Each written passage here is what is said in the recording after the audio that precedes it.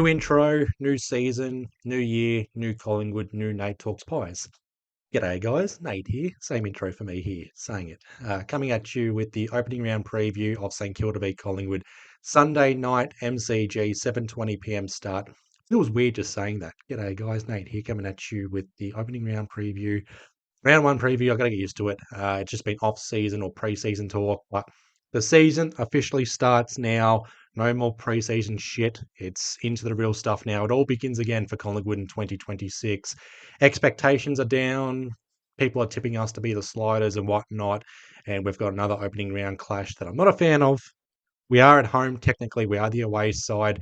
I can go on a rant about opening round and whatnot, but I'll save that for another video. And I'll save it for if we lose to St Kilda. So I'll just, no diatribes from me here on that. The season starts now.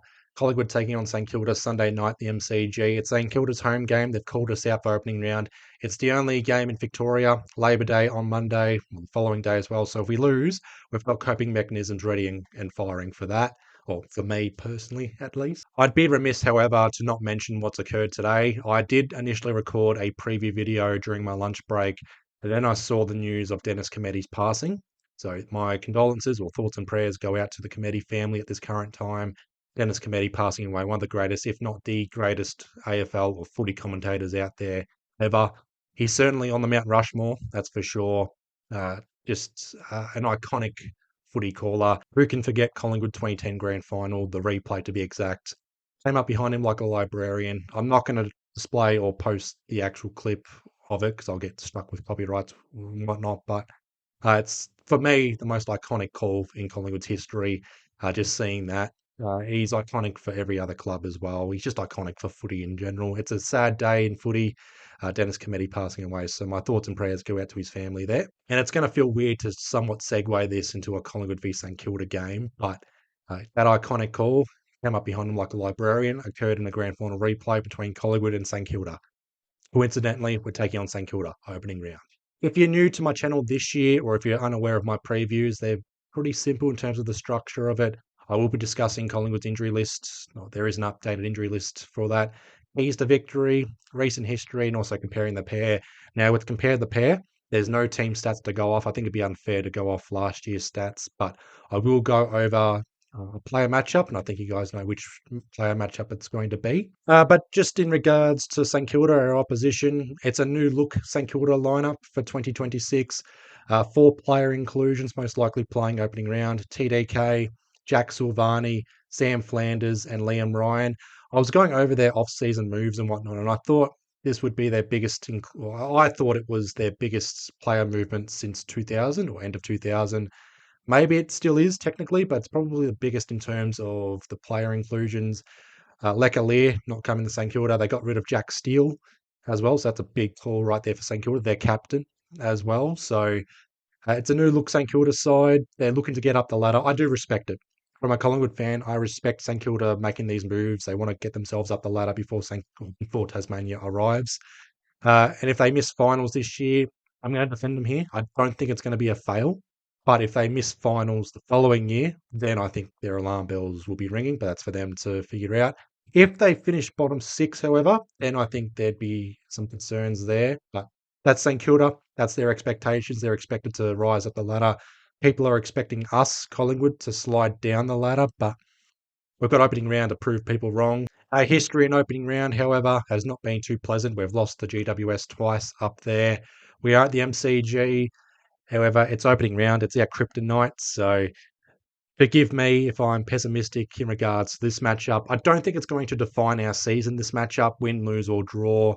Draw, unreal for St Kilda. But I think opening round, it's a good indication of our preparation for pre-season. Just get things right for the following week and also with our round 2 bye. Just make sure we can squeak a win or 2. And let's make sure things are right. If we lose to St Kilda and Adelaide and they're just 2 absolute epics, or St Kilda and Adelaide are going to be the teams to beat, then so be it. But I just want to make sure we're ticking the boxes. We want to make sure we are implementing our game plan. No basic errors or anything like that. Just want to make sure we are right for the opening round. If St Kilda comes out guns blazing, let's make sure we match it. Let's make sure we give them a fight. And we'll also have our own new faces for this game. Jack Buller likely making his club debut. You'd expect Joel Cochran to make his debut given the outs with our injury list, and possibly Oscar Steen in the ruck to help out Darcy Cameron against Tom de Koning and Royal Marshall, and also to benefit off the new ruck rules. Good little segue, I guess, into our current injury list. Bobby Hill is out due to personal reasons. That's no no major updates on this, no timeline, unfortunately. I will include Bobby Hill in the injury lists going forward, but just leave him out for this week. Darcy Moore, Jeremy Howe, Reef McInnes all out with their injuries. Darcy Moore 1 week away with the calf injury, completing full training and will be assessed for next week's selection against Adelaide. And we need Darcy Moore for that game, to be honest. Jeremy Howe progressing well with his calf injury. He'll transition into main train into he'll transition into main training and continue building his training loads. I expect he'll return after the round 2 bye, and Reece McInnes in the last stages of rehab, commencing full training.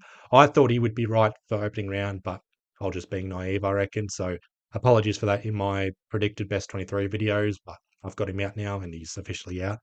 4 to 6 weeks away still from his ACL injury that he sustained last year. So based off that, I'll go through selection speculation. I'm going to display my best or predicted best 23 for this game. Again, it's from my last video. Maynard, Frampton, Quaynor. I've got Pendlebury halfback still. It's likely going to go to Perryman or Will Parker or even possibly Jack Crisp across halfback. And don't be surprised if Josh Daicos plays across halfback during the game. Joel Cochran, I'm expecting to make his debut, and Dan Houston to hopefully control the half-back line. In the middle, on the wings, Josh Daicos and Jack Crisp and Nick Daicos smack bang in the centre. Up forward, I've got Lipinski, Dan McStay and Rowan Steele. However, I'm starting to sense Rowan Steele's spot will be up for grabs, either Lockie Sullivan or Ed Allen, for that matter, in that spot. Lockie Schultz, Jack Buller, Jamie Elliott in the forward line, and followers Darcy Cameron. I put Bo McCreary in the midfield. However, don't be surprised if he's rotating in there alongside Ned Long, or he starts on the bench or up forward. Jordan to go in the midfield as well. Seems to be ticking all the boxes. And on the bench, side bottom, Perryman, Membry, just for height on the bench. Ned Long, and I've got Will Parker on the bench, 23rd spot. But don't be surprised if that goes to Oscar Steen. And I wouldn't rule out someone like Lockie Sullivan playing opening round as well. He was solid in his 2 preseason games without being impressive. But my next video will be the team selections and final word video. Once the best 23 is announced, hopefully on Friday.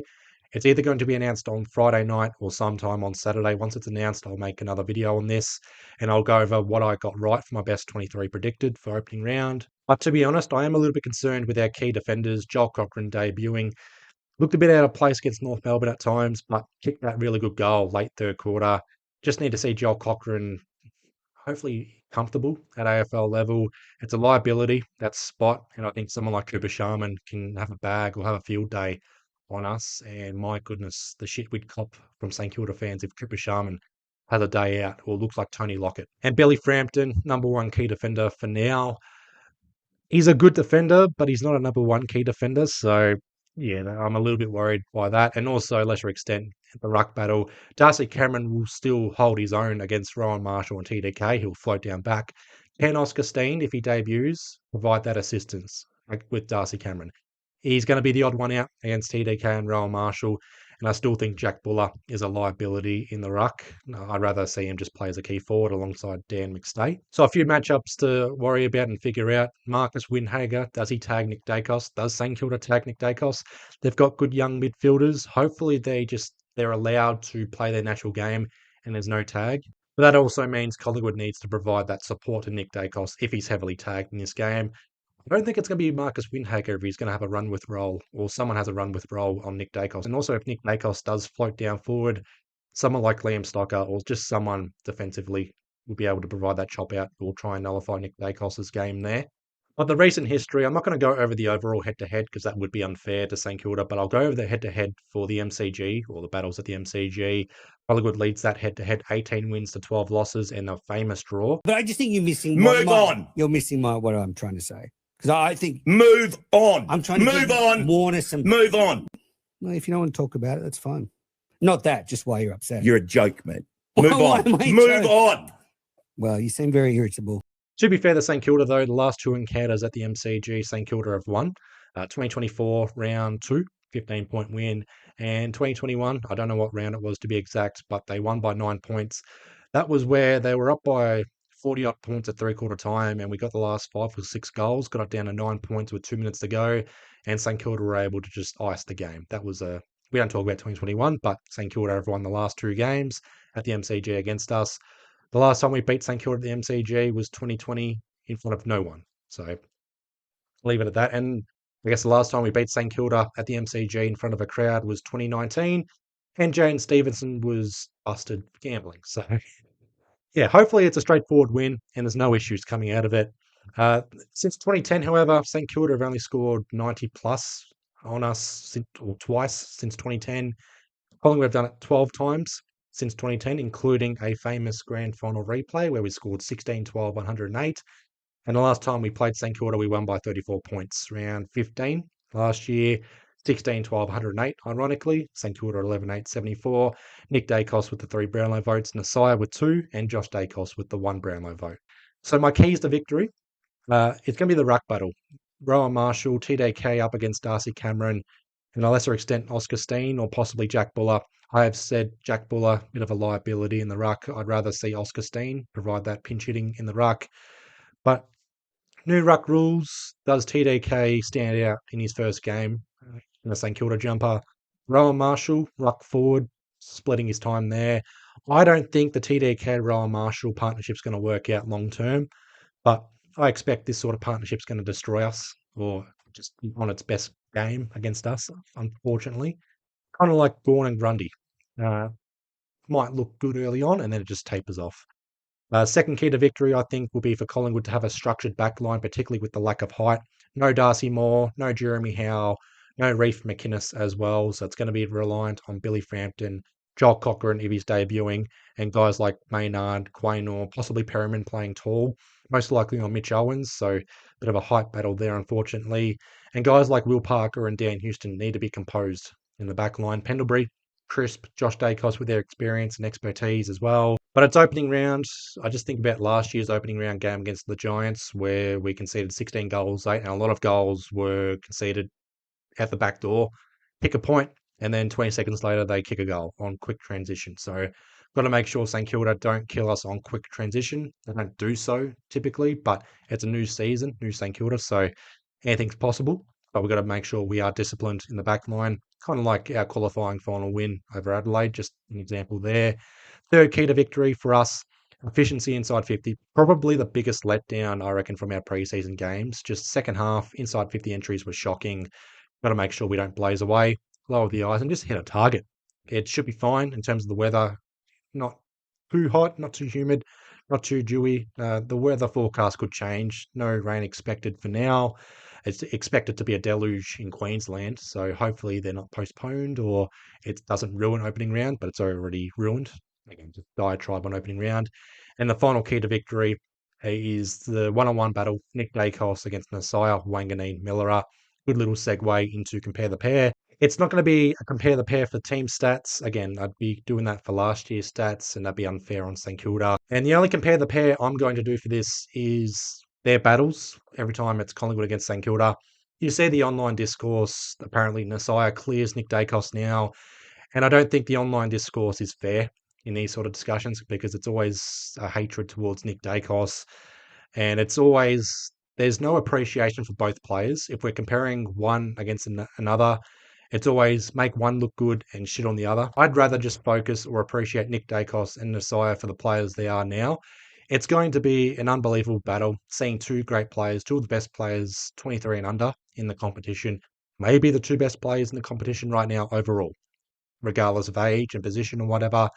Two of the best kicks. Nasiah probably is a better kick compared to Nick Daicos, but I just think let these two players just let them just be at their best. I don't think we should be shitting on one player for the other. They're two great players, two great young players for each club. Now, you'll notice a pattern when I'm doing my compare the pair. Uh, round 1, 2022. Both players technically debuted this game. Nasiah was the medical sub. Back then, it was the concussion sub, so just going to make wary or put an asterisk on that, unfortunately. Nick Daicos did play this game, however, 27 disposals, 7 intercepts, and 6 rebound 50s.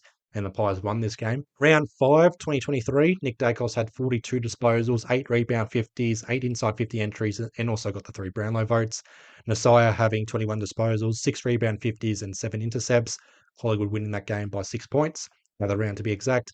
We're up by 4 goals with 3 minutes to go, and then St Kilda kicked 3 goals in 90 seconds, and we were able to hang on, thankfully. Round 2, 2024, St Kilda winning this game.